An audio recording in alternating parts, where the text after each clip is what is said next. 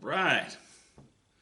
Just wanted to say hey, and it's good to be back. I took a big break this year from doing some videos, so I wanted to kind of get back in it. Figure I'd try to get one out every couple weeks, every 3 weeks maybe. I guess you're saying, why does he have all these guns out here? Well, the reason I have them out here is because it's kind of I have something that I do. It's kind of a pet peeve for me, and not everybody agrees with it. But believe it or not, all the guns on this table have one thing in common. And I know as you, I did some B-roll that I'm going to put in here somewhere. But as you look at all these guns, you must think, wow, what do all these have in common? First thing I want you to notice is there are no revolvers on the table. So every one of these guns is a semi-automatic or a bolt action, and they all have one thing in common. And that thing that they have in common is that you cannot engage the safety if the hammer or the striker is not in a cocked position. Okay. Everybody is familiar with the Ruger 1022, and I just lowered the hammer. I don't know if you noticed that, but some rim fires, it's not good to dry fire. So a way you can lower the hammer on these after you check to make sure there's nothing in the chamber, you can pull it back a little bit, pull the trigger, and just let it go forward. And that keeps your firing pin from getting a hard lick. But you'll notice that this safety will not engage unless the hammer is cocked, okay? We'll show you another example of that. This is my Ruger M77, one of the sweetest rifles I own. This is a 243 youth model, and of course if you got a little extra padding on your shoulders, what I'm trying to say is us horizontally challenged people, we like a short length of pull. And this youth model rifle has a short length of pull. Now, it is a tack driver. It's a very good shooter, but I want you to notice something. I want you to notice, first of all, by where the position of the striker is, you can see that this gun is not cocked. I also want you to notice it has a 3-position safety that will not engage if the striker is not cocked. Now you see the striker extended back and sticking out farther. Now we have a 3-position safety. Of course, everybody knows the 3rd position locks the bolt and makes the trigger safe. 2nd position allows the bolt to open but disables the trigger. And of course, off allows the gun to be fired. This is a Glenfield Model 25. This was the first gunsmithing I ever did in my life.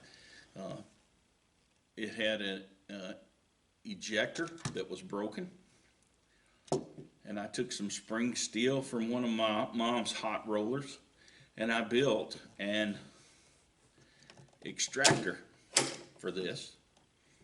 Now, you probably can't see it, but I can tell you from the position this striker is in that this gun is cocked. And the way I can lower that is to pull the trigger and ease the bolt down. Now the striker is not cocked. I want you to notice the safety will not function if the striker is not cocked. If I cock the striker, the safety will then engage. Okay?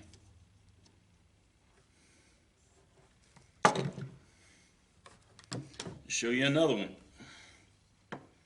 This is an AR pistol.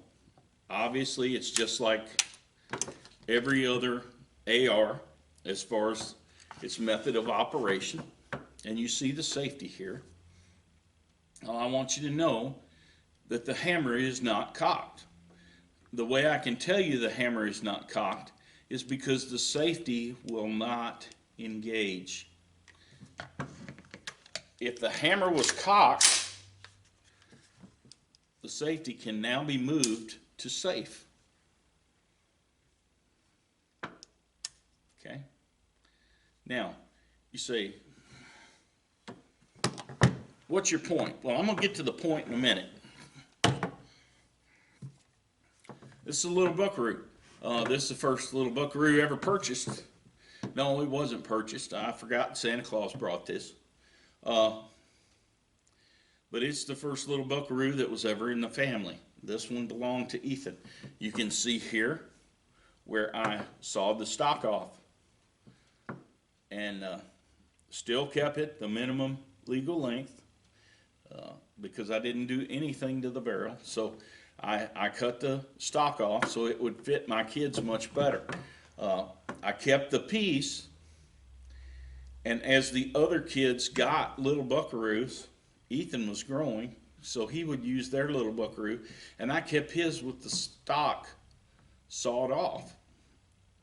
And that way, as each kid, when they were 3, 4, Savannah was actually 5 when she got hers, they used this one, and Ethan would use one of the full-length rifles until they all got a shape that they could use the full-length one, and then I glued the stock back on here with some dowel rods and some careful positioning and some Elmer's wood glue, and repaired this back. But what I want to show you about this little simple single shot 22, if the striker is not cocked, the safety will not engage.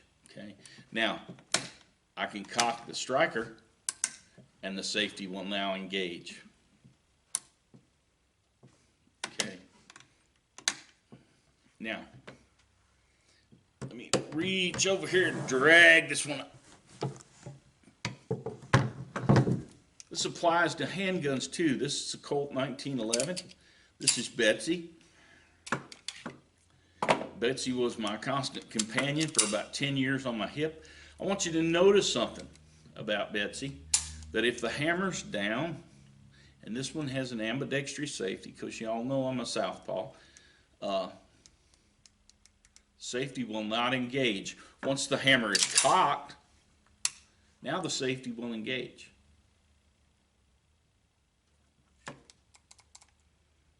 All right. This is a Ruger model 22-45. It is unloaded. I'm going to drop the striker. I want you to notice something about the manual safety. It will not engage unless the hammer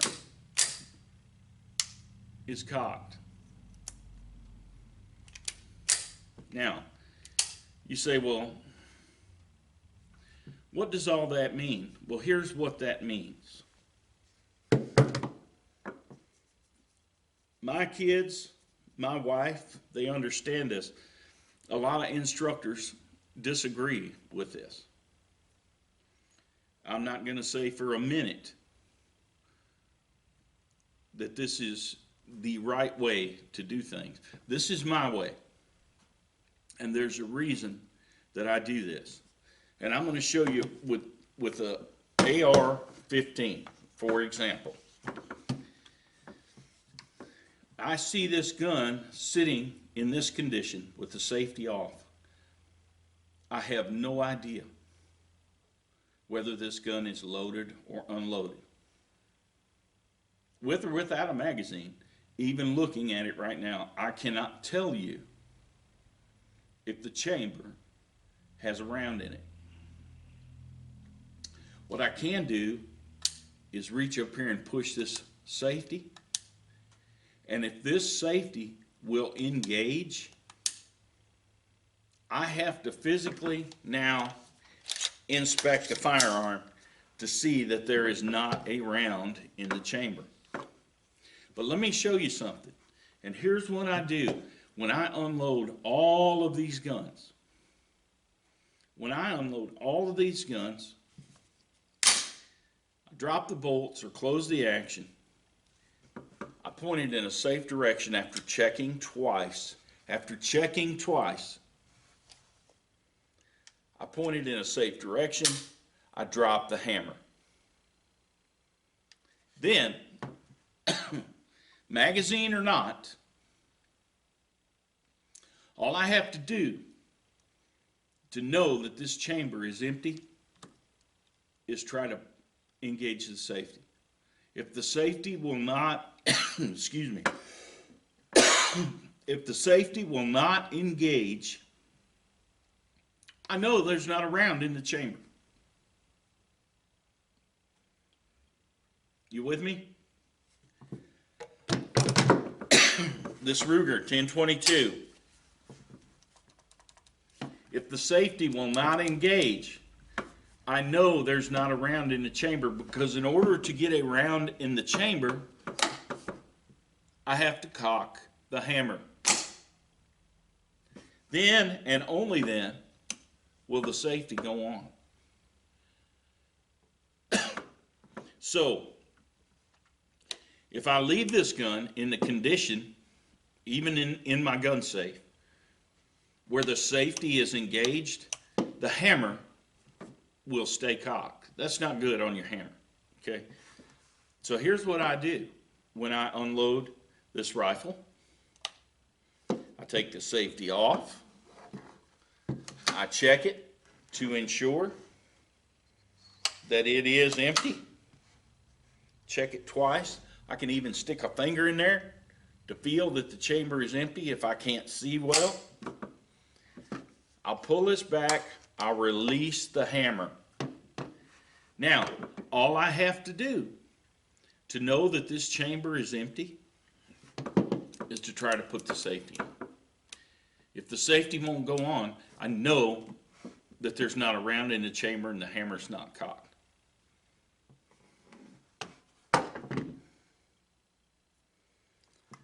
You say, well, what does that mean? Well, I want to show you a little trick about this 1911.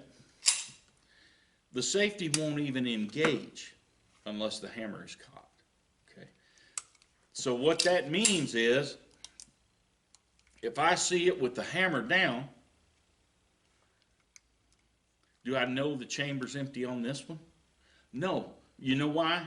Because there are some knuckleheads that will load these, and then they will depress the grip safety, take the safety off, and they will lower that hammer all the way. That's a no-no. Listen, these things were meant to be carried. If you want a round in the chamber, you carry it cocked and locked. Okay? If you got a problem carrying it with that hammer cocked, you need to unload the gun, take the round out of the chamber, drop the striker in a safe direction, and put a loaded magazine back in place. And you need to carry that way if you got a problem carrying cocked and locked. But listen, the safety will not even work if the hammer's not cocked. So lowering the hammer on a round in the chamber is not a safe option. Do you know that there are people, I didn't show you this one, this is my Savage FP 110. This is, I used to call it my sniper rifle, but that's politically incorrect now. So we're going to call it my precision long-range shooting rifle. It's a Savage. Obviously, I just cocked it. Did you know the safety won't even engage on this either? Unless the striker is cocked. Then it has a 3-position safety. It has the most rearward, will not let it fire if it's on. And it also locks the bolt. Then it has the next step up, which keeps it from firing. Okay? But unlocks the bolt. And then it, of course, has the off. safety off. Just like the others on this table, you cannot engage the safety if the striker's not cocked. But did you know there are people who will take even this design, which is made this way for a reason, they will take this and they will override that feature because they will load a round in the chamber and then they will hold the trigger back while slowly lowering this so that if trouble comes or if they see a deer, all they got to do is up and down. Now, I want you to realize that when you do this, that firing pin, and I don't know if I'm going to be able to show you this or not, but when you lower this, I hate to monkey with this because it's always tough to do.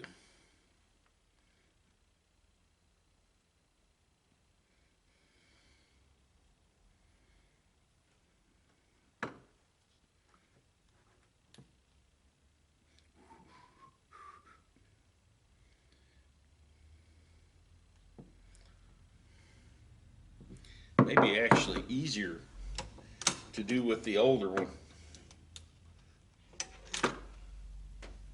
I know I got more leverage.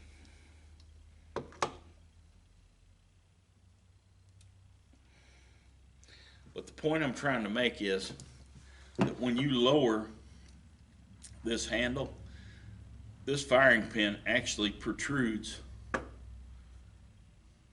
from the breech face. So people who load one, and I'm going to tell you, I got a feeling that a lot of the negligent discharges that have been had by people using Remington 700s and Winchester Model 70s, if the truth be known, they have had a round in the chamber and they let that down, and now that firing pin is resting against the primer of the cartridge. Now, the only reason it doesn't fire is because they release it slowly. If they had released this quickly, it would fire the cartridge in the chamber. Y'all, that's crazy. That's crazy. If you're going to carry around in the chamber, you need to have the safety fully engaged and the striker fully cocked. And obviously, when you're climbing fences or getting into a stand, you take that safety off. That's why these bolt guns like this one and like this one have a third position, which is in the middle. It allows the bolt to move, but still keeps the trigger locked, you see? So it allows you to take the round out of the chamber, hold the top round down and override it, ensuring that you have an empty chamber. Then pull it back to where the bolt locks all the way. Then you climb the fence, climb in the deer stand, get it out of the vehicle, whatever you're doing.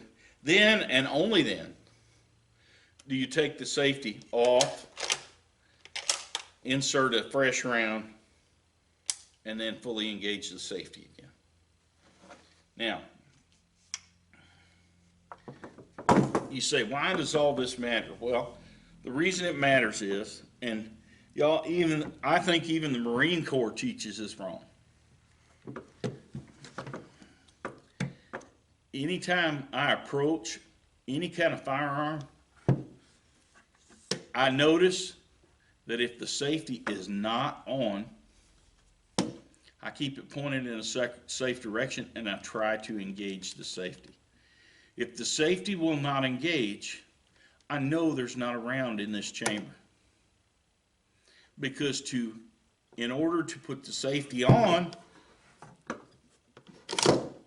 you have to fully withdraw the bolt carrier and let it fly. Then and only then will the safety engage. Well, now looking at this, now you know I just did that without a magazine in place. So you know this gun's not loaded. But if you didn't see me do that, and you found this gun in this condition with the safety on, you had better assume that this gun is fully loaded until you prove otherwise. So, it kills me. I see people a lot of times, I'll let them handle one of my guns, and of course I'll hand it to them. Usually I will hand it to them action open with the muzzle pointed in a safe direction. And they will look at it and they will inspect it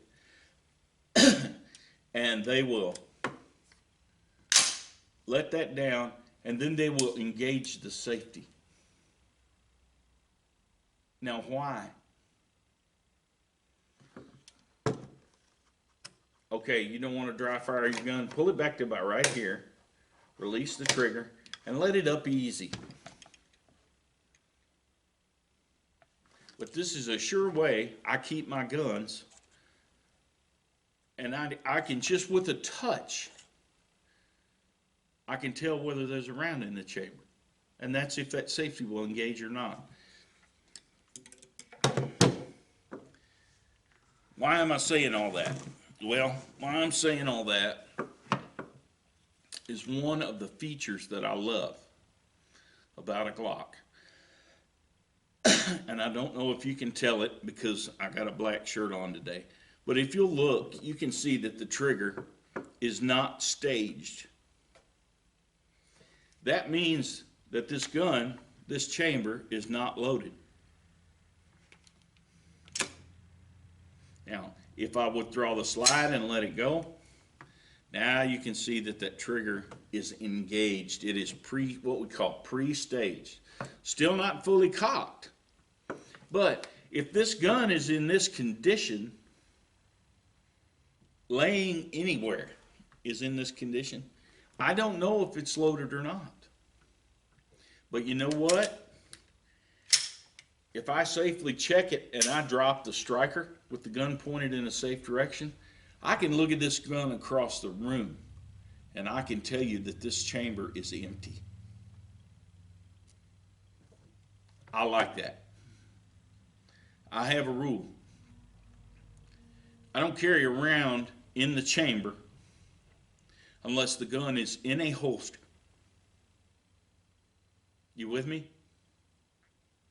I'm wearing this gun on my hip. I always have a round in the chamber. But you need to realize that when I do, the trigger guard is protected by the holster. I'm in immediate possession of it. And nobody else can get access of it because it's on me, okay? And I know it's loaded when it's in the holster. As soon as I take this gun off, when I get home, I take my holster off, put on a pair of scrub pants or put on, some shorts, and I'm gonna just be lounging around the house. I unload this gun, I take the magazine out, we check twice while keeping it pointed in a safe direction. We have a place where we point, where we know if the gun were to discharge, it wouldn't hit a gas line, it wouldn't hit an electrical wire, it wouldn't kill a neighbor. We've got a place in the house where we point, and we know worst case scenario, if we've screwed up at this point, we're going to shoot a hole in the hardwood floor. Okay. Now I promise you that's a mistake you'd only make one time, because after that you'll check them. But now in this condition, with the hammer not pre-staged, I can put a loaded magazine back in place. And this can go with me, stuck down beside me in my Lazy Boy. It can be, if I'm in the vehicle, it can be in the glove box or the console of my truck.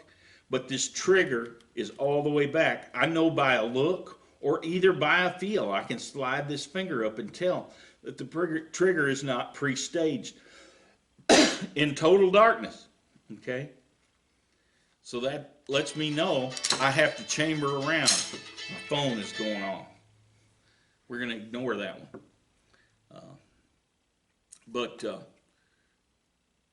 So that's a pet peeve of mine. quite frankly, that's why I don't like M&Ps. That's why I don't like Ruger's semi-automatic striker-fired pistols. Because you can't see at a glance that there's not one in the chamber. Because the trigger never, even when it's unloaded and the striker is dropped, the trigger never stays back against the frame like a Glock does.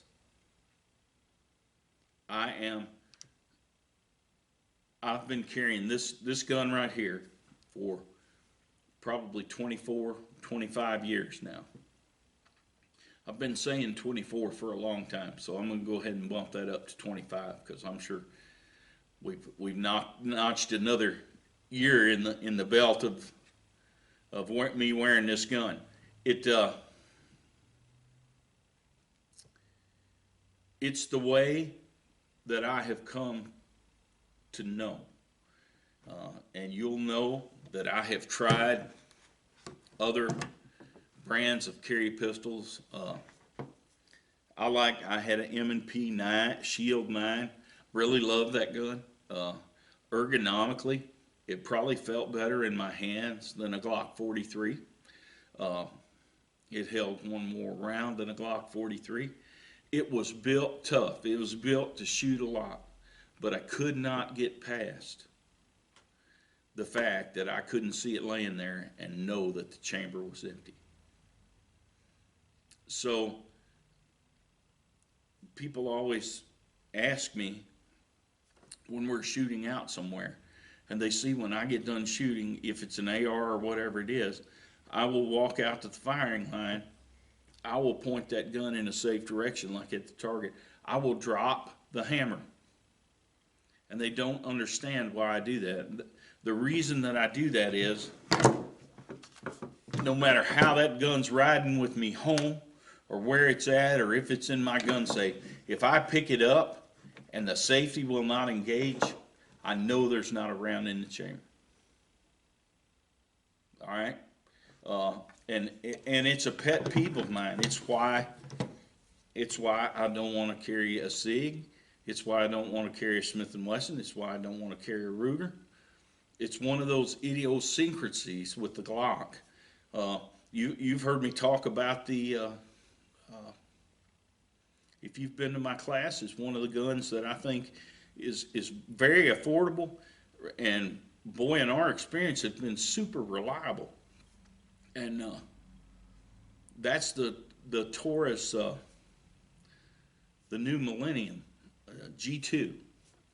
And but again, chamber's empty, and you drop that striker, it has second strike capability, so the trigger is never fully back against the frame when you drop that striker. And I just can't get used to that fact. And I am not comfortable with any other brand of gun, because as far as I know, Glock is the only one that allows that trigger to stay all the way back in that trigger guard against the frame when that striker's not staged. And it's just an easy thing at a glance. I know there's not a round in that chamber. And I love all my Marines to death, but my Marines, when they get done looking at an AR, and by my Marines I mean my son and the two that followed him back to Tennessee when they did their stint in the Marine Corps, when they get done looking, they will put the safety on. And now, when they set that gun back where I had it, I come by, I see that safety engaged.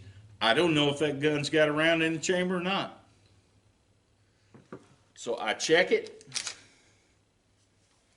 twice. I feel if I have to. Now I got big old meat hooks, so I can't go in the ejection port to tactily see if it's empty. I have to go in the magazine port. I can't go in the ejection port because my fingers are too fat. But when I see that there is not a round in the chamber, and I've convinced myself there's a sweet spot here you can feel, and you can, with the safety off, obviously, you can lower that hammer, and now I know when I touch this button, there's not a round in that chamber.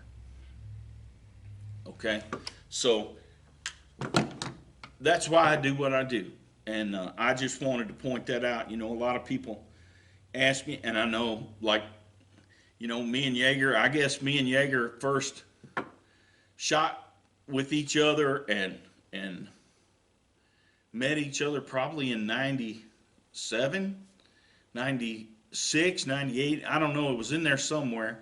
Both of us were just getting started in this instructing business. Both of us had been instructors for a while, but as far as starting our businesses, and I know Yeager, he doesn't recommend dropping the striker. Well, that's Yeager, and I do. That's just one of the things I do. It's just a point that we disagree on. Does sometimes, with my method, do people sometimes shoot a hole in the floor? Well, they do.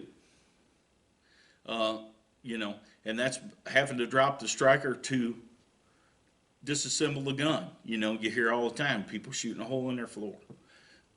But they're shooting a hole in their floor. They're not shooting themselves in the face or shooting somebody else. You with me? That's part of the order of arms in the way I do.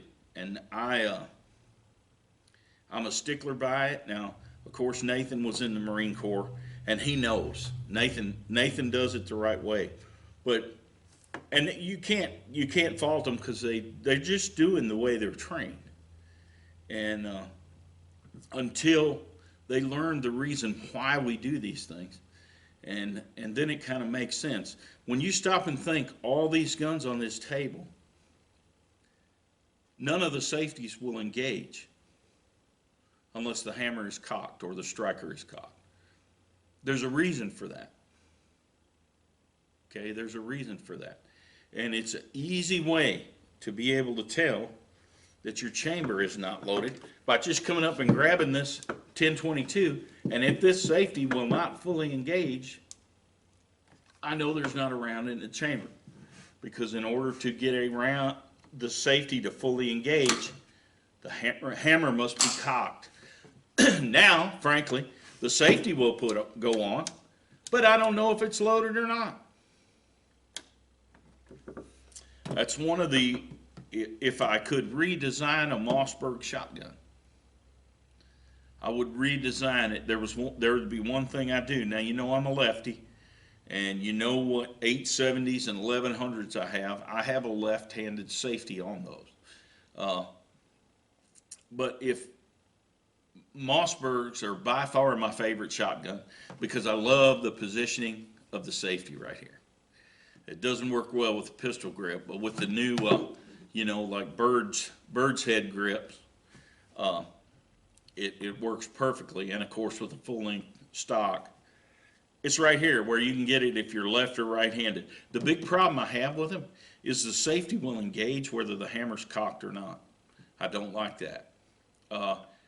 Because I'll tell you how I keep my shotguns. I keep my shotguns with the, if I'm using a shotgun for defense, or if I'm out, you know, I'm out on a four-wheeler or camping in a tent, I will keep that shotgun fully loaded in the magazine with no round in the chamber and the hammer dropped. And the reason I do that is because I can look right here on the side where a Mossberg's magazine release is, and if that magazine release is not standing out, I know the hammer's not cocked. If the hammer's not cocked, I know the chamber is empty. All right? So with a feel, I can feel that slide release, that pump release, and if that pump release is not sticking out from the receiver, I know the hammer's not cocked. But also, I wouldn't make it where that safety would not engage. if the hammer's not cocked, because here's what happens. People will engage that safety and think they're doing the right thing. Well, I don't have a round in the chamber. If I need that gun quickly, I want to be able to pick it up, pump it, and fire.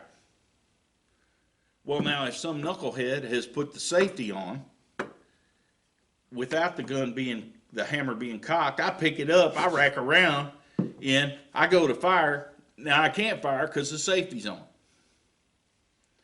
It's one of my pet peeves. You know, if I have a shotgun with me for defensive purposes or whatever, now obviously hunting, that's a whole different thing. But if I'm not planning on using the shotgun immediately, I keep it hammered down. In other words, uncocked with a fully loaded magazine.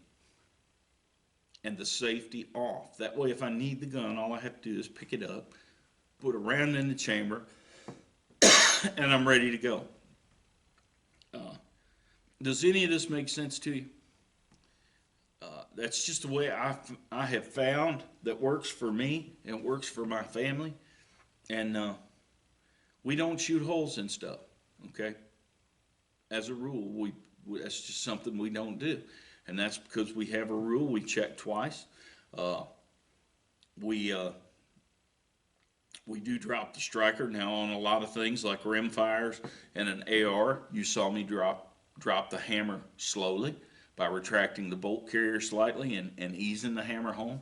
And you can do that with all of these semi-automatic and bolt action rifles. You can ease it down, but never ease it down with a cartridge in the chamber. Never. You remove all the safeties that were built into that firearm. So don't ever do that. Likewise, carrying in what they call condition 2. That's loaded magazine in place, round in the chamber, and the hammer let down. Now when you carry a 1911 like this, you effectively overrode every safety built into it by John Browning. If you will, carry it like it was meant to be carried with a round in the chamber, which is round chambered, safety on. Now you have 4 things that have to be overridden to get this gun to fire. The first one, obviously, is the thumb safety. Okay, I've taken it off. The second one you have to defeat is the grip safety. Now hopefully if you've picked it up, and a 45 is very natural at deactivating that grip safety when you get a firing grip. Some of the guns out there today are not at all natural. One of the ones that comes to mind is the Springfield XD.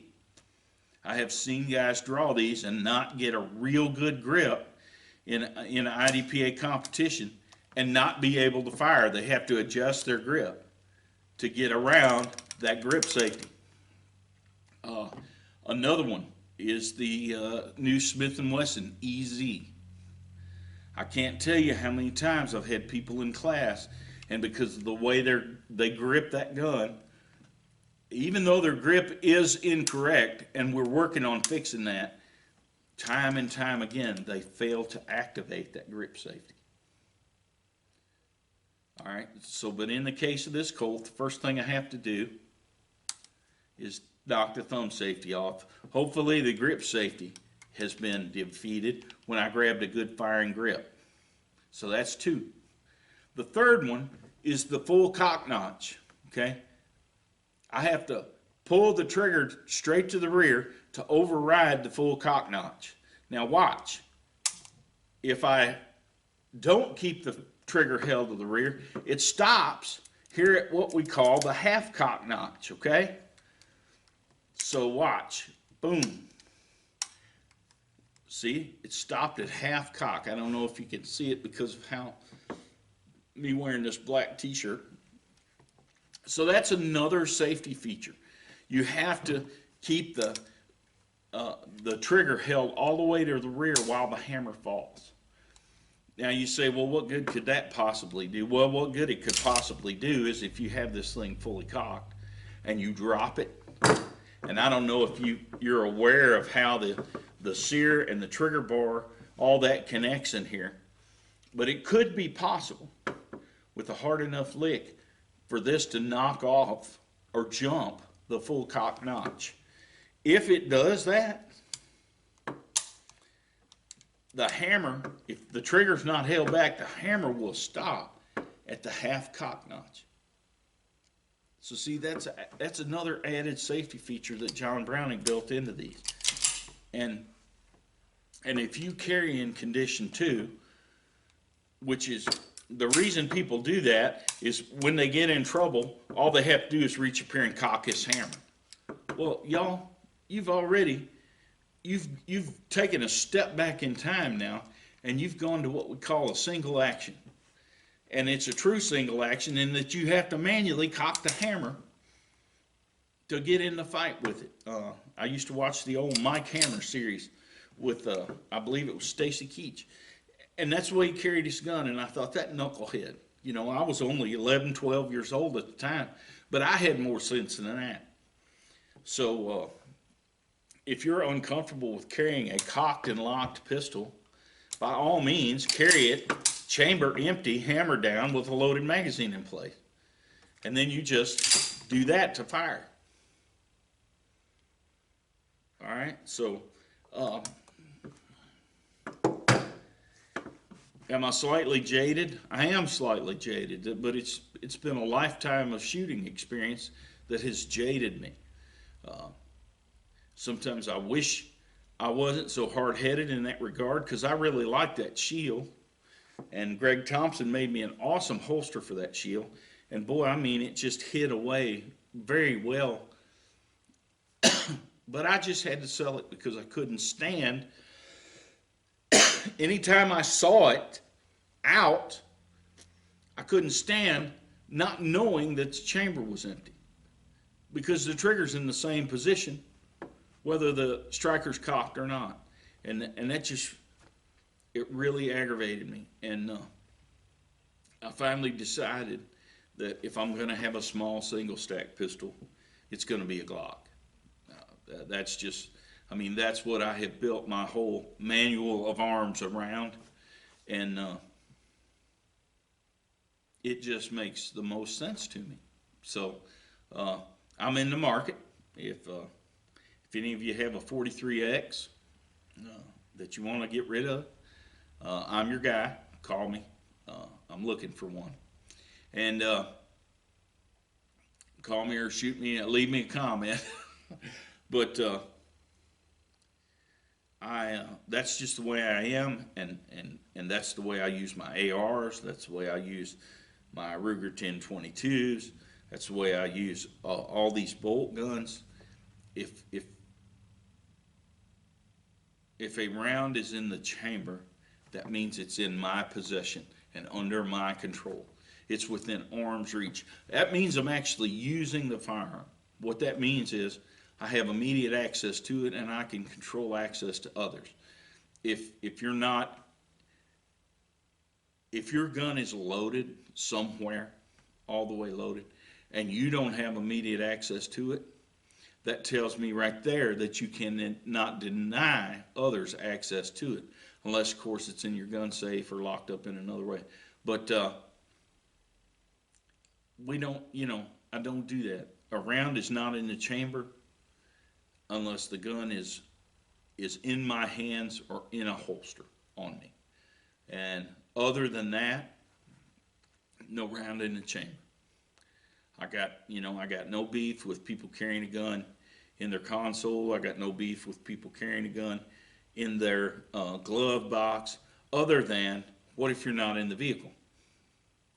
Well, if you're not in the vehicle,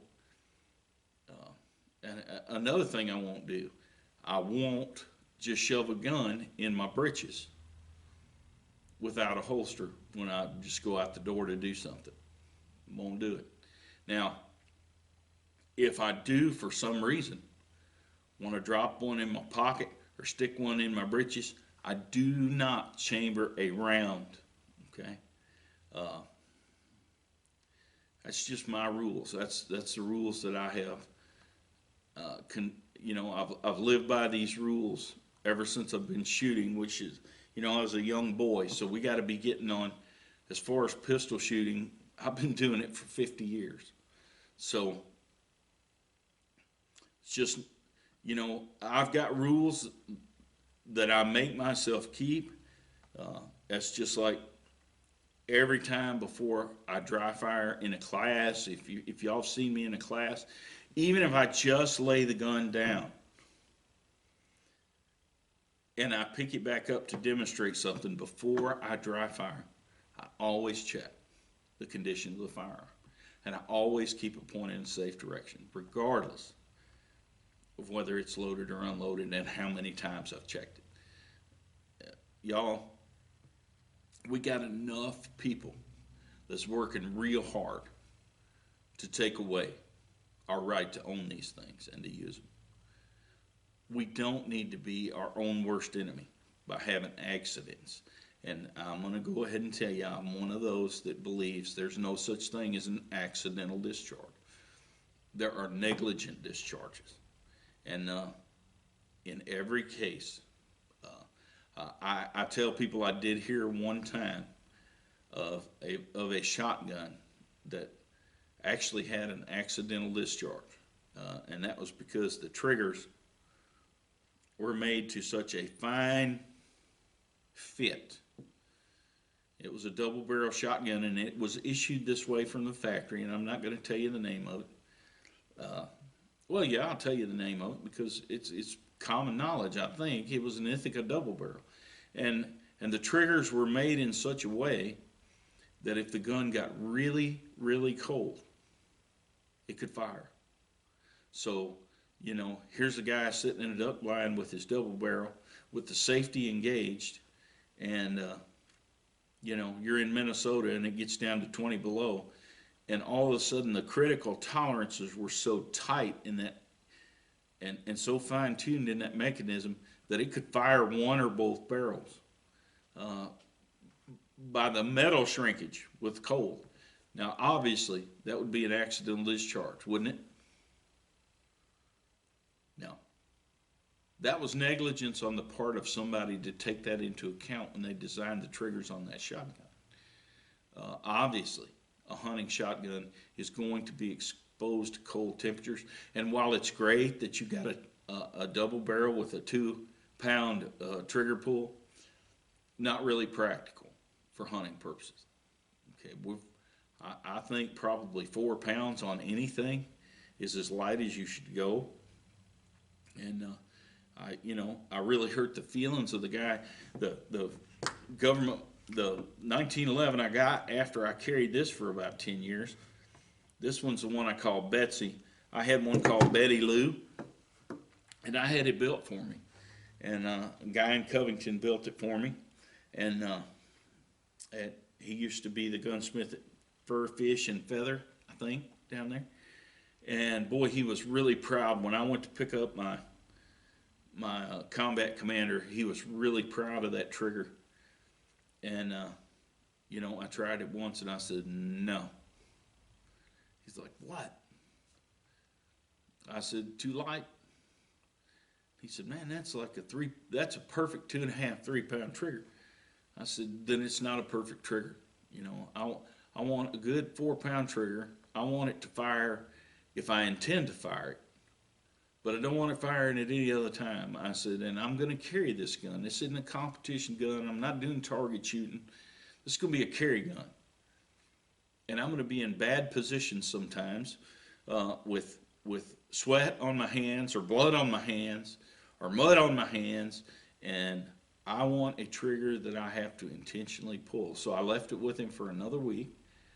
And he went in and he gave me a good 4.5-pound trigger. And that's that's another thing that's cool about these. They come from the factory with a 5.5-pound trigger. It's heavy enough that you're not going to pull it by accident if you're not being an idiot. And it's light enough that you can do some very, very accurate shooting with it. And once you learn how to use that trigger, I mean, y'all have seen me. You've seen me hit I've, had plenty of people see me hit man-sized targets at 200 yards with this thing, with those big excess, big dot sights, They say, I don't know how you do anything of any precision with them big old honky sights on there. Well, y'all, it's all in what you get used to. And big old honky sights are just as accurate as the little old bitty fine ones. The only thing is, in a close-up situation where it's got to be fast and dirty, I'd much rather have that big dot sitting right out there on the end of that gun with that big shallow V in the back, because it's just like whoom, and it's there.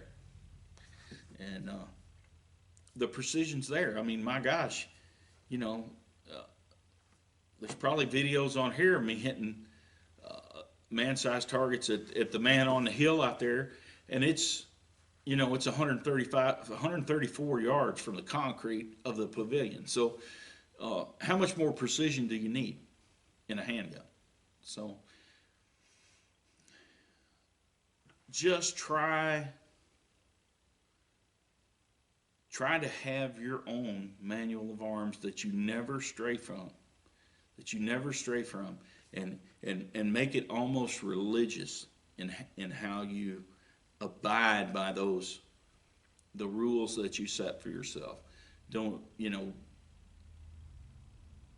my dad told me a long time ago, from the time I was a little kid, all the I'm sorry's in the world are not going to undo something you've done. So, the best case scenario is never get in a position where you have to say, I'm sorry, because you've done something stupid.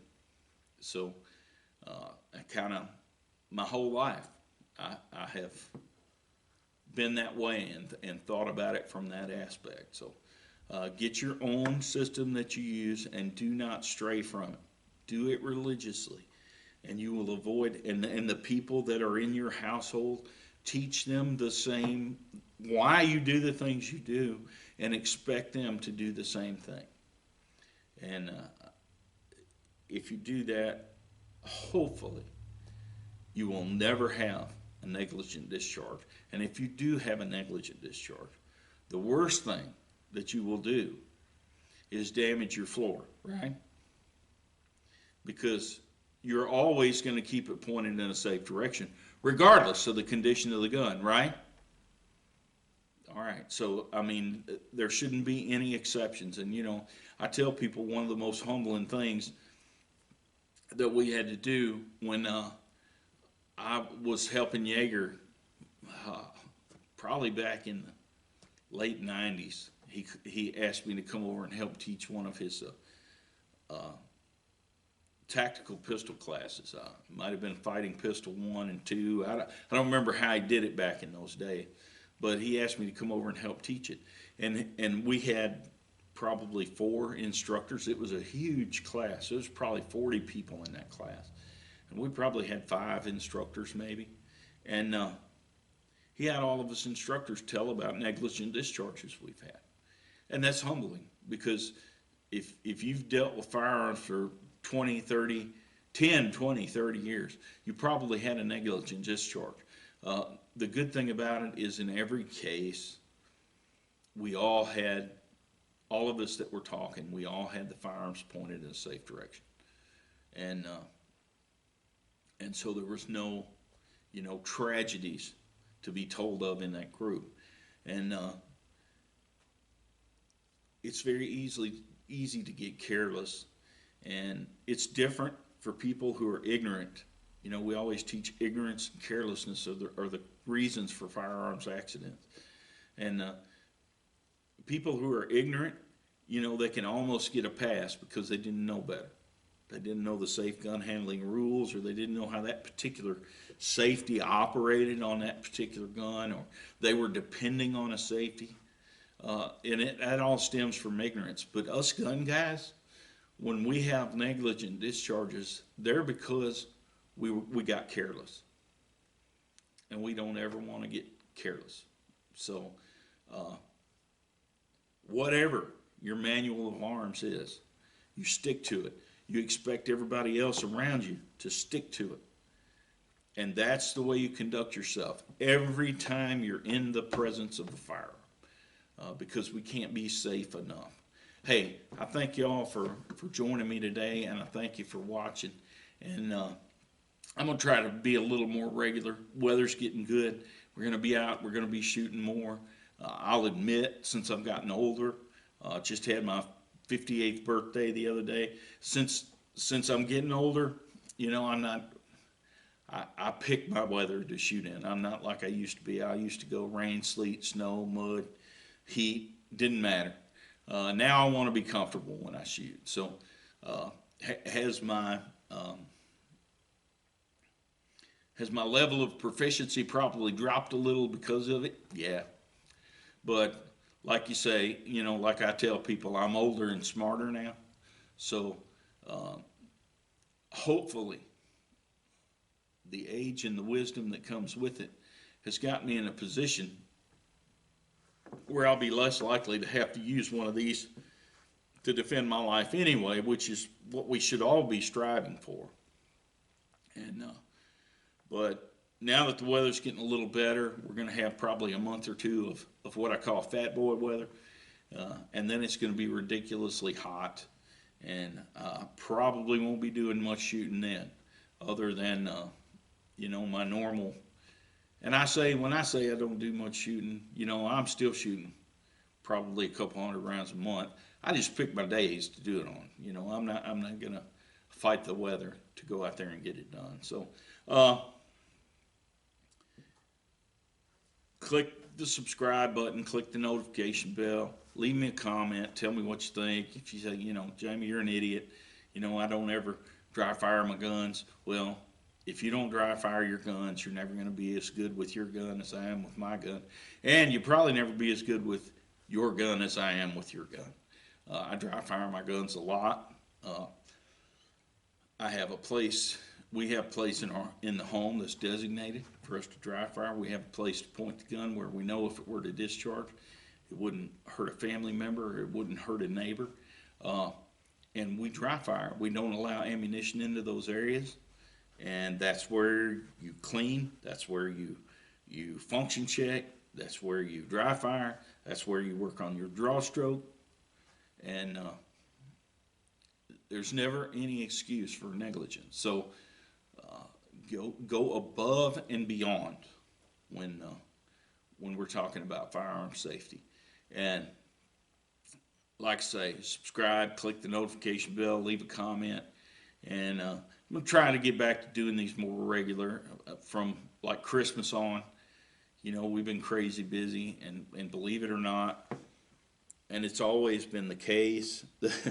January and February and seem to be the biggest months for handgun permits, and I don't know why. Maybe no one has anything better to do during those months. I don't know, but we've been giving the classes pretty hot and heavy. Now that we've got a constitutional carry, which is still not true constitutional carry, I figure my classes are going to drop off. So I do have armed response t-shirts available. If anybody wants one, the shirts are $15. If I have to ship them to you, I'll add $5 to that. Tell me what size you need. I'll put some pictures in here at the end of the t-shirts, and it's our old vintage style t-shirt. It's every gun that the shirts were made from, I owned and I still own. And